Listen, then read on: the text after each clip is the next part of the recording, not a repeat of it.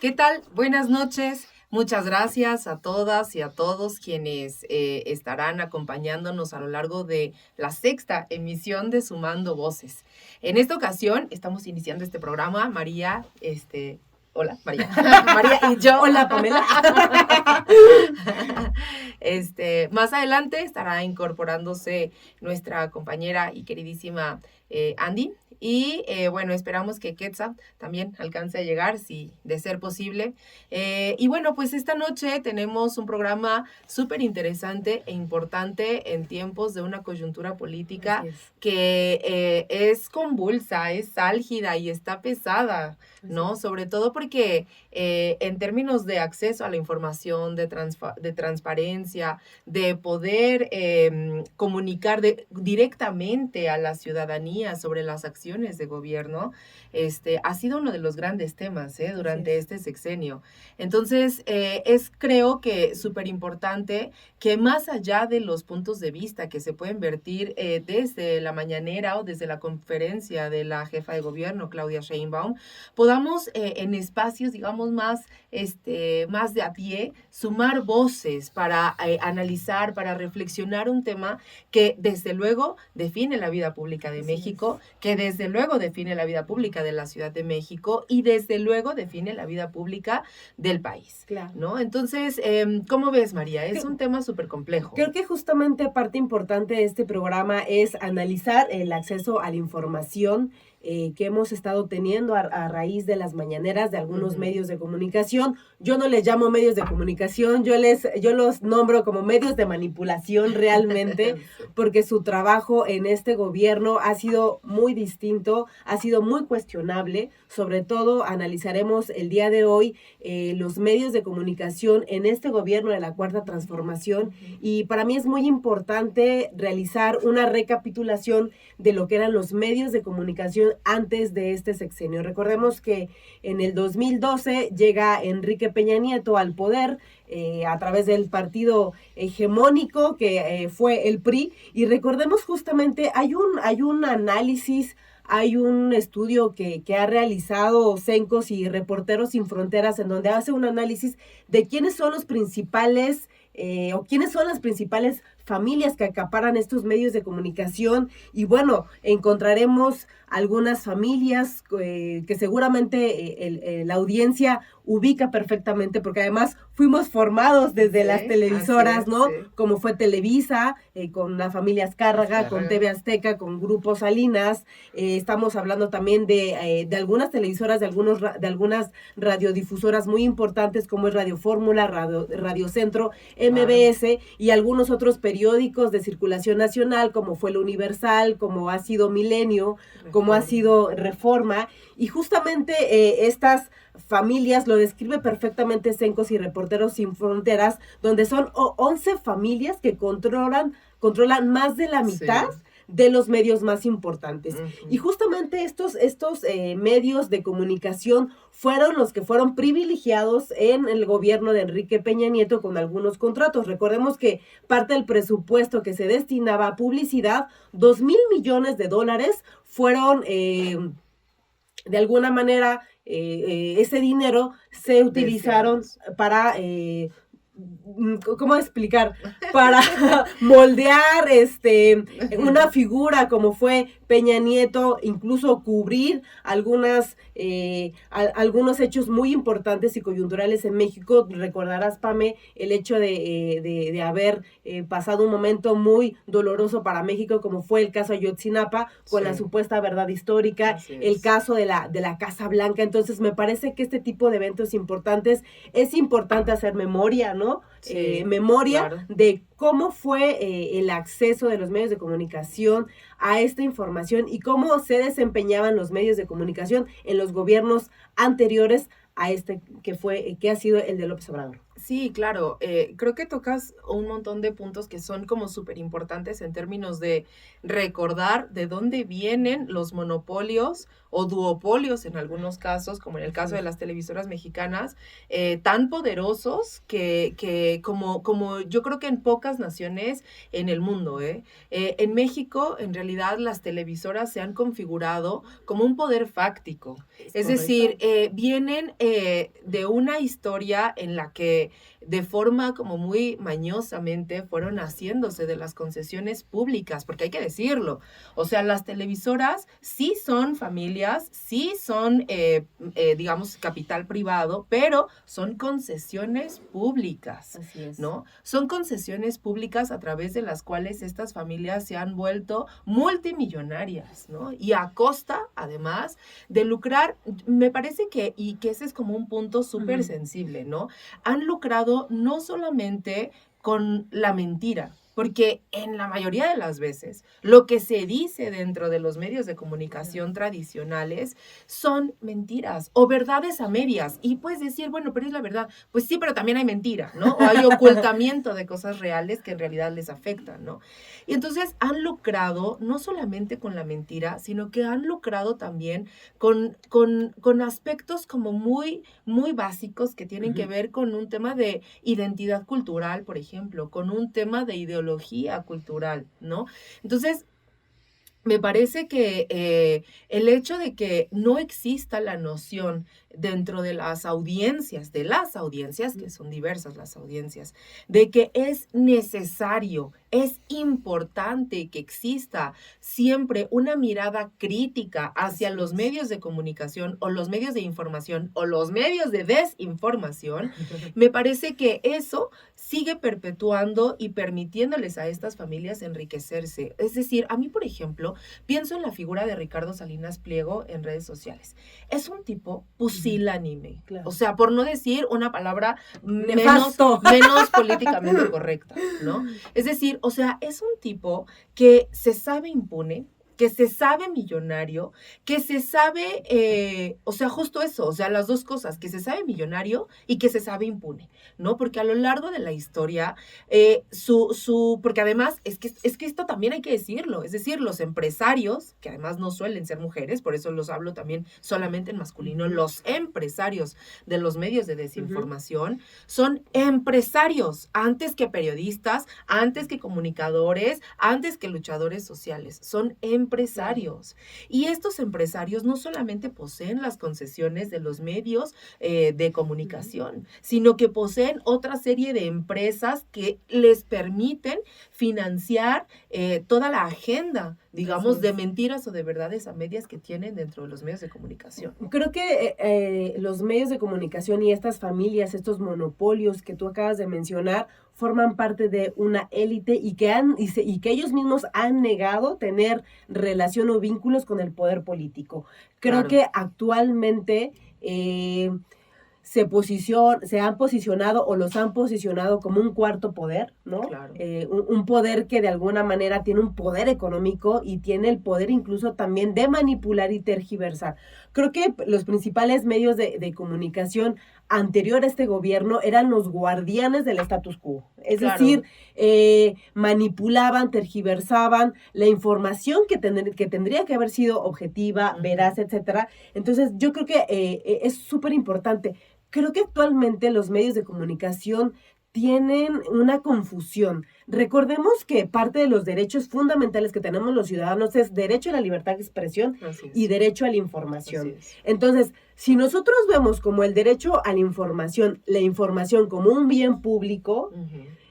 ellos no lo ven como un bien público, lo ven como una mercancía. Claro, Los medios de comunicación sí, claro. ven a la información como una mercancía y donde esa mercancía se puede manipular, se puede tergiversar y me parece algo tan grave porque la información tiene que ser un bien público. Y siempre he dicho, si hay buenos Es un medios de derecho. comunicación, directamente y proporcionalmente tendremos una buena democracia, Sí, ¿no? por supuesto. O sea, es decir, creo que tocas ahí un punto nodal, ¿no? La información como mercancía.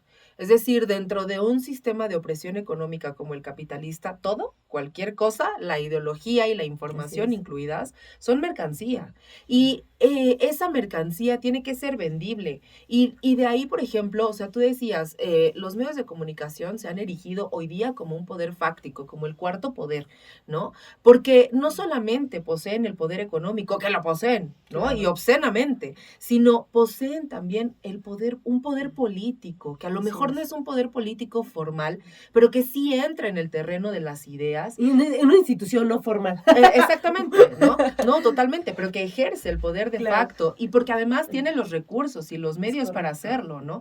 Es decir, por ejemplo, hablemos de Televisa, ¿no? ¿Cuántos canales de televisión tiene Televisa? Y eso hablando de las concesiones públicas, pero hablemos también de la televisión de paga. ¿Cuál es la oferta comunicativa, informativa de Televisa, por ejemplo? Y cuando hablamos de Televisa, no solamente, insisto, hablamos de las concesiones públicas como el Canal 2, el Canal 5 y otros, ¿no? Hablamos, por ejemplo, de todos los medios de comunicación que existen en las plataformas de paga y que están finalmente, o incluso hasta en las redes sociales, ahora que lo pienso, en las redes sociales, y que están financiados por mismo Televisa. Es más, yo no sabía, pero por ejemplo, el de forma parte de Televisa, ¿no? Entonces, es decir, o sea, se burlan de sus propias mentiras en un medio que termina finalmente legitimando yo caí en una de esas, o sea, la primera vez que conocí de forma caí en una de sus notas.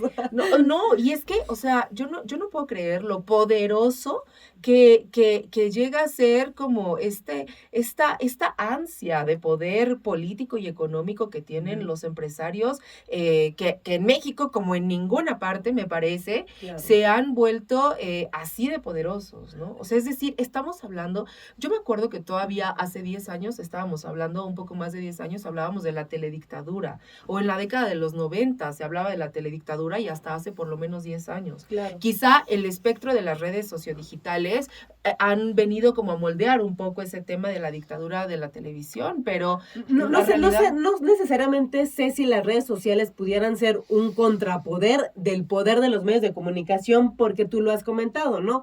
Hay muchos medios, incluso periodistas o youtubers o followers, que tienen followers, millones de personas que lo siguen, pero que hablan en contra de este gobierno. O sea, que ellos mismos, que también se les paga, ¿no? Por debajo del agua, para poder decir cosas.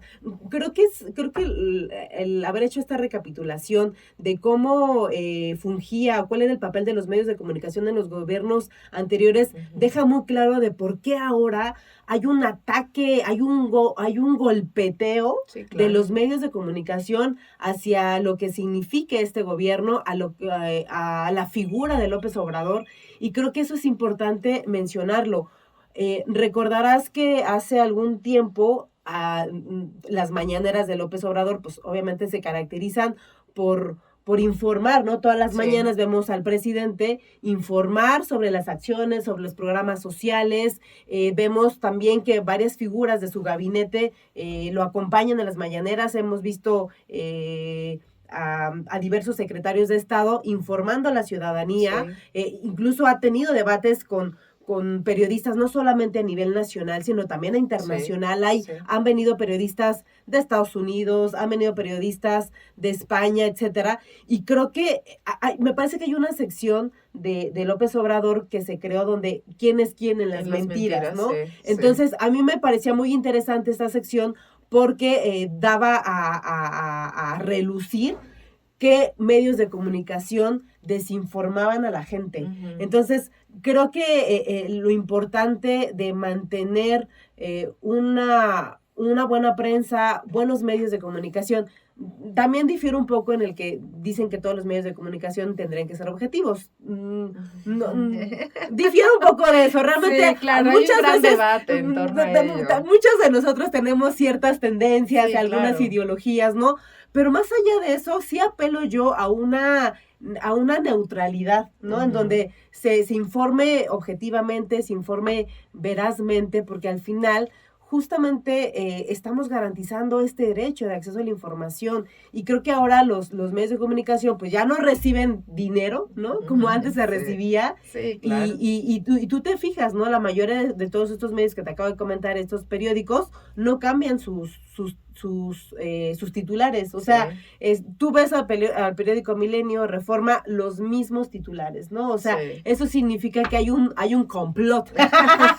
Hay pues sí, porque al final lo hemos visto. Fíjate, Pame, que hemos visto mucho en casos, por ejemplo, en el caso de Ecuador con el expresidente Rafael Correa, que ha sido una figura muy importante en donde ha tenido una confrontación directa con los medios de comunicación, en el caso de Evo Morales también, y ahora en el caso de México, y que seguramente dudo mucho que dejen en paz al presidente López Obrador, pero él se ha manejado libertad de expresión en todo momento, y tanto están las mañaneras que hay periodistas que pueden estar a favor o en contra y son invitados a estos espacios. Claro, ¿no? Lo que pasa es que aquí, desde luego que era como, o yo pienso, ¿no? Que era como muy natural que se encontraran como ciertas resistencias dentro de las élites que estaban perdiendo privilegio y poder económico, porque les reditúa, desde luego, o sea, vivir en un contexto en el que su verdad, es la única verdad, les redituaba no solamente dinero, sino, insisto, poder político, porque al final entramos al terreno de las subjetividades y al terreno de las ideas, y en los medios de comunicación, o como diría... de manipulación, diría María, pero decía Genaro Villamil, ¿no? Todos estos medios que han hecho la infodemia, ¿no? Que provocan la fake infodemia. News, claro. ¿no? Eso les redituaba, o sea, todavía hoy, ¿no?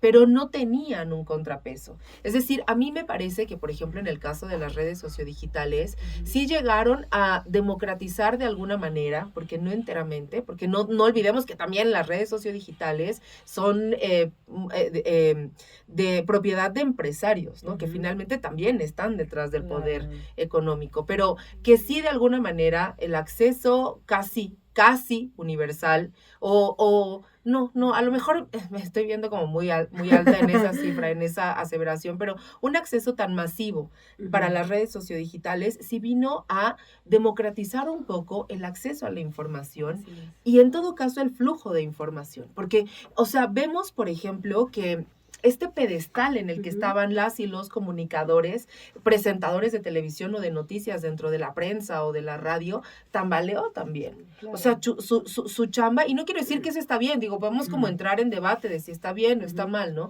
Pero el hecho de que existiera, por ejemplo, también cierta cobertura ciudadana de las noticias, así que hay de a pie, y que se enseñaran y que salieran y que fueran públicas también otras versiones de una misma realidad, para la que solamente teníamos el acceso, la mirada del reportero del medio de comunicación, del reportero de Televisa, del reportero de TV Azteca. Y que es importante decir, no cubría todo el territorio. Sí, o sea, yo me acuerdo que no sé, y creo que somos Pam y yo de la misma edad.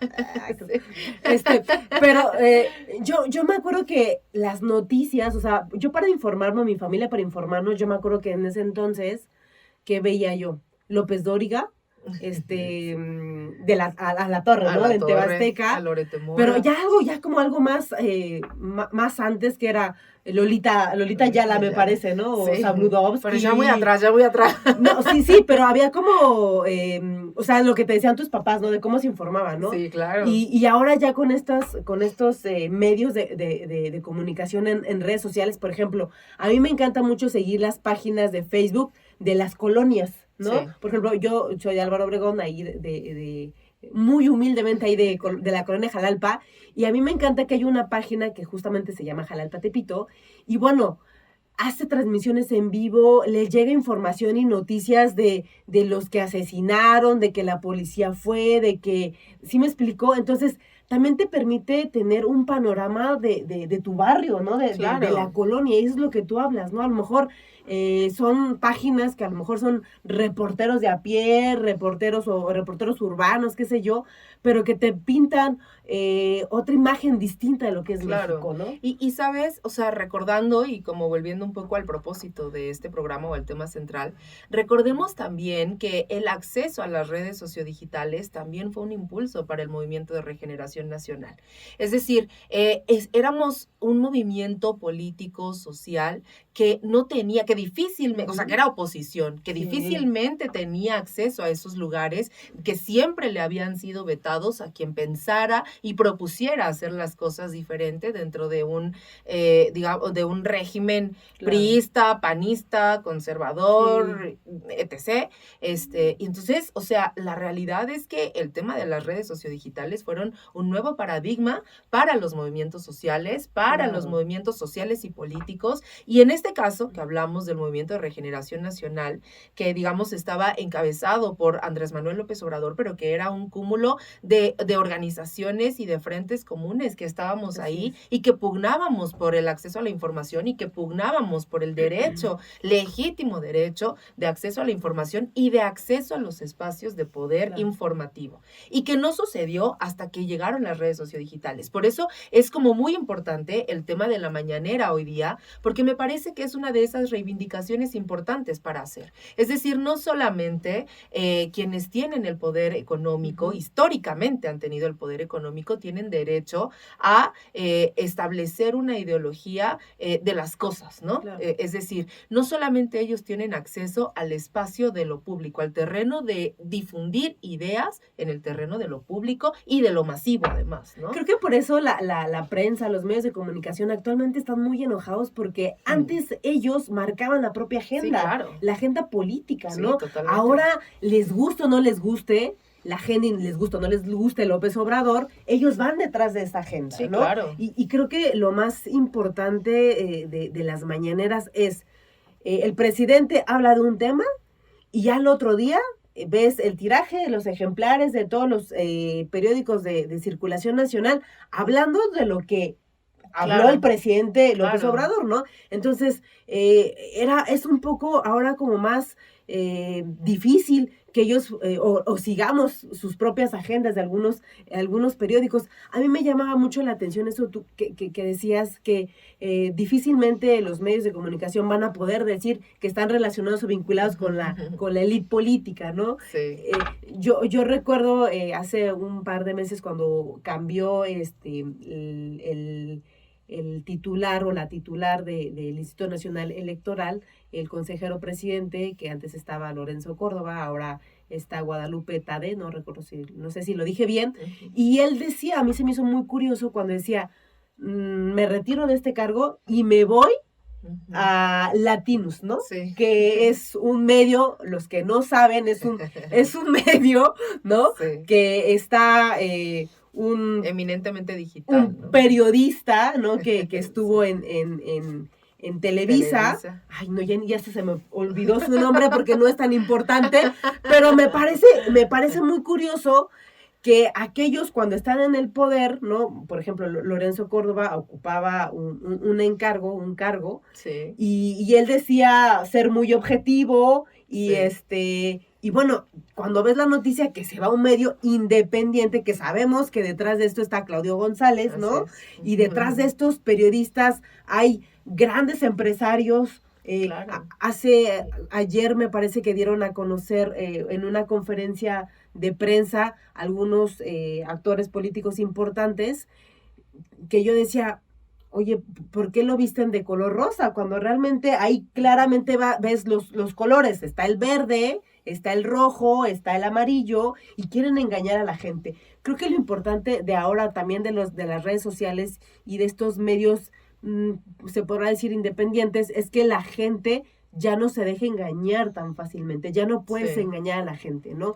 Y creo que eso es importante, que ahora parte importante de nuestro trabajo como ciudadanos es hacer una diseminación, es decir, ¿qué información nosotros estamos consumiendo? ¿no? Sí, claro. Y también es una tarea difícil, una tarea importante, muy difícil. Sobre todo porque es que ahí está como que el arma de doble filo. Creo que acabas de llegar a otro debate como que es súper importante, que es el tema de, bueno, ok, sí, las redes sociodigitales abrieron el espectro y democratizaron el espectro de la información pública, pero al mismo tiempo masificaron un montón de medios y de vías para llegarse de información que es falsa, ¿no? Claro. Y que viene de todas partes y de quién sabe dónde también, ¿no? Al mismo tiempo. Entonces, o sea, justo creo que hay que tratar de mantener siempre como una mirada muy crítica, ¿no? O sea, a mí me parece que este tema, y cuando uno habla de la crítica, me refiero a que uno tiene que preguntarse siempre de dónde viene la información que estoy escuchando y hacia dónde va la información que estoy escuchando, ¿no? Porque desde luego que detrás de ello, o sea, al hacerse esas dos preguntas, creo que se develan lo que subyace, los intereses que subyacen, ¿no? Y que suelen ser, en el caso de las redes sociales o sociodigitales, por ejemplo, hay un montón de y bueno, de trolls y de bots y de un montón de gente que no es gente y cosas de estas muy extrañas, que por supuesto que se avientan, o sea, días y noches enteras haciendo videos para hacer chisme, para decir verdades a medias, Claro. o sea, porque justo me parece que ahí está el tema, ¿no? O sea, las redes sociodigitales posibilitan la masificación de la información. Claro. Y no quiere decir que toda la información sea buena información, o sea información veraz, o sea información legítima, Claro. o sea información auténtica, ¿no? Así es. Entonces, creo que por eso digo, o sea, tocaste ahí como un tema como súper importante en términos de que debemos como audiencia o como audiencias, saber discriminar la información. Y para mí es como clave, ¿no? ¿De dónde viene esto que estoy escuchando, viendo, leyendo? ¿Hacia dónde va esto que estoy escuchando, viendo, leyendo, ¿no? Hay que ser muy cuidadosos y cuidadosas con el tema de la discriminación de la información, porque podemos caer fácilmente en el perpetuar la infodemia. Claro. E incluso inconscientemente podemos llegar a reproducir mentiras, ¿no? Claro. Y no estamos para eso, ¿no?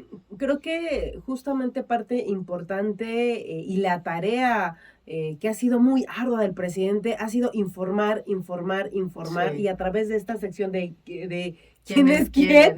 decir, a ver, no se confundan, esta es la información que existen. Y creo que tendríamos que poner en debate, o para a la próxima emisión, Sí. es decir, ¿cuál es el papel actualmente del periodista? Sí, ¿no? O sea, totalmente. el papel del periodista es informar o también informar y criticar. Ujú. Yo me alentaría es que solamente informar. Creo que actualmente hay un gran choque. ¿Y por qué te lo voy a decir muy fácilmente? Porque los medios de comunicación han ocupado una posición de un poder político que no tendrían que tener. Es decir, han entrado en un conflicto con el presidente, con este gobierno, y me parece que esa no es su chamba, esa no es su labor, ¿no? Ahora, hay una libertad de expresión, el presidente lo ha dicho claramente, y creo que también se ha criticado mucho al presidente porque el presidente pues tampoco se deja, ¿no? También les dice, ¿no? Entonces, los medios de comunicación han ocupado una posición política que Sí. no tendrían por qué haberlo ocupado, ¿no? Sí. Porque tendrían que solamente informar con datos, ¿no? Y cuando no hay, y cuando no existe eso, pues bueno, atacan al presidente, al gobierno de que no hay libertad de expresión, pero también ellos están ocupando una posición política, ¿no?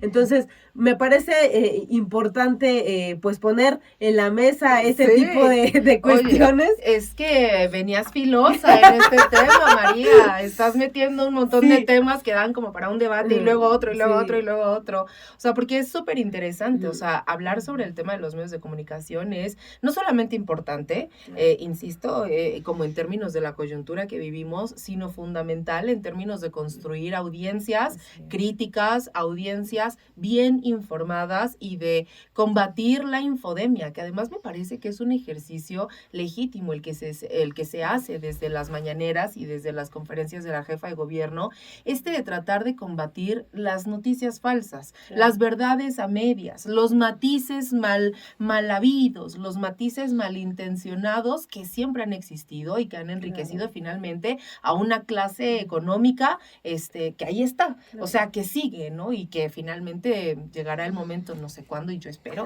que dejen de serlo, ¿no? Por ahora, María, se nos ha acabado el tiempo, se me fue rapidísimo el programa. La verdad es que ha sido súper interesante poder debatir y discutir este tema. No sé, ¿cómo crees que hay que cerrar este programa? ¿Qué nos llevamos? ¿Qué viene? ¿Cómo reflexionamos para cerrar? Yo creo que sería importante hacer una tarea de diseminar, saber qué información consumimos. Sí, ¿no? claro. y vaya, o sea, seguir informando, no reproducir información falsa y bueno, es eso, ¿no? O sea, creo que Sí. lo importante es seguir manteniendo informados a la ciudadanía y bueno, pues que también la audiencia escuche espacios como estos. Sí, claro. Y bueno, pues hemos llegado al final y al cierre de este sexto programa de Sumando Voces. Agradecemos infinitamente a todas y a todos quienes nos están acompañando a la distancia en las redes sociales. Agradecemos también que a través de las redes sociodigitales nos manden sus preguntas, comentarios, dudas, quejas, sugerencias y todo lo demás, porque solo así sumamos voces y construimos un espacio juntas, juntos, Así todas es. y todos. Gracias, No, María, por el gracias, programa de Pame. esta Un noche. saludo a Gracias a todos. todas y todos. Buenas noches.